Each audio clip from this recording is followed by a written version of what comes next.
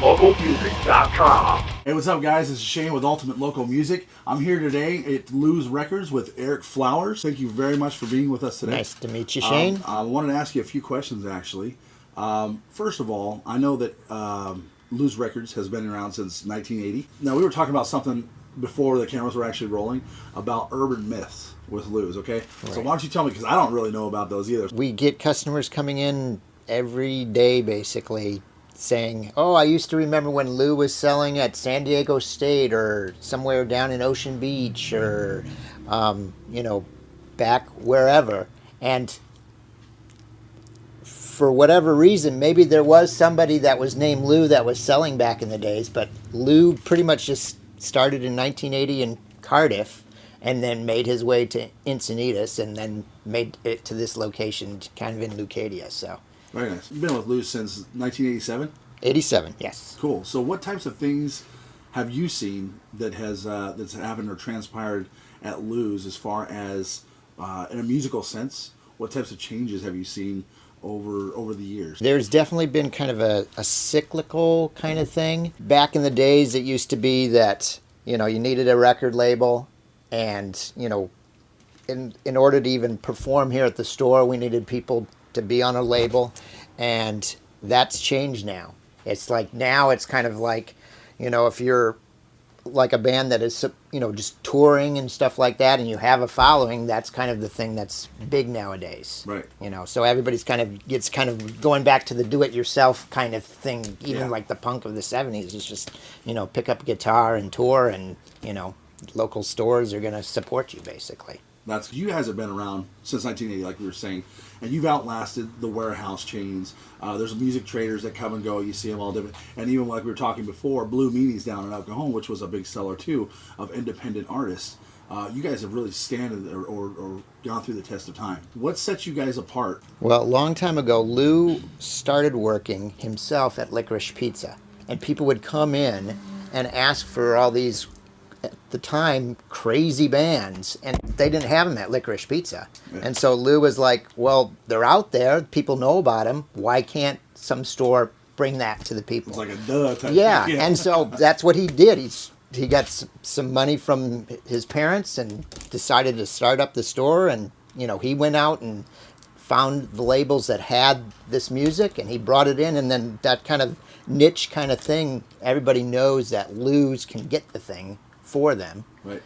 So he just kind of jumped on that, and I mean, it's been tough, but we've consolidated, and you have to kind of change with the times and just get what the people want, and that's how we've survived, basically. Absolutely. We were talking about Lou's. What was the drive or the vision that Lou had when he opened this? We definitely wanted to support the local music, and we've always had a very friendly relationship with bands that come on tour and want to sell their music. We've always bought music for the bands that are on tour, and then also the local bands, we've invited them to perform at the store, and so he's always been wanting to support that. Do you still do like local bands say coming in through San Diego, unsigned bands say around here? Do you guys still do performances here at the store? We're going to start doing a lot more in stores. We actually have Eddie Spaghetti from Super Suckers going to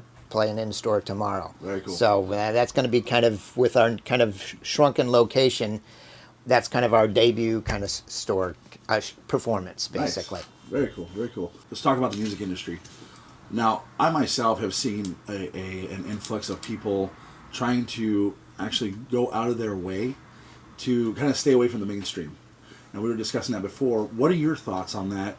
Do you see those same types of things? Do you see people kind of wanting something a little different just because of the quality of things that are being put out, say, quote-unquote mainstream nowadays? I think that's one of the failures of, like, whether it's Best Buy or just kind of the cookie-cutter kind of approach. Their limited supply of just kind of the top-notch artists just isn't working anymore. And now everybody's kind of going down by the wayside, and, people have so many different interests in music. So that's and that's just, we get questions and requests for just bizarre stuff. If you're working at Target, or you want to go to Target to get something, you're not going to be able to get anybody who could order that for you. Are there other stores that you guys work or are affiliated with that try to serve the same general purpose? Because I mean, we got people out there that are, I mean, they're in Minnesota or Alaska, or even we're pretty much going worldwide. So even in other countries that really want to know, the average band, how do I get out there? How do we get these people to help support us? And where do we start? We belong to a group of about 20 to 25 stores around the nation called the Coalition of Independent Music Stores. And, it ends up, being record store about our size, and we kind of do some advertising programs with these other stores. And the Coalition has a label called Junket Boy, which kind of services. Are there websites that they can actually... Junket, I believe junketboy.com. Okay. And now the Coalition, do you guys have a website collectively as well? You know what? It's probably under CIMS, CIMS, Okay. or just the Coalition of Independent Music Store. Very cool. If you Google or Yahoo that, you'd probably be able to find it. Let me ask you this: is there a certain genre of music that you've seen become more prominent?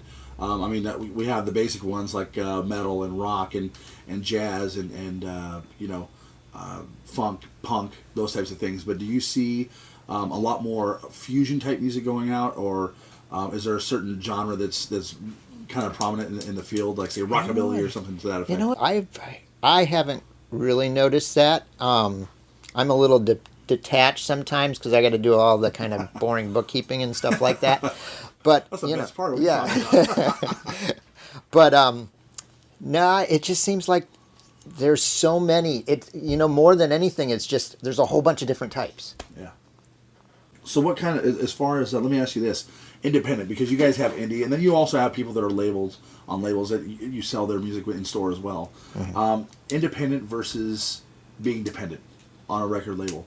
How do you think things are going with that? Do you feel that more bands are purposely trying to remain independent, or do you think that they're actually searching out that whole dependency from a label?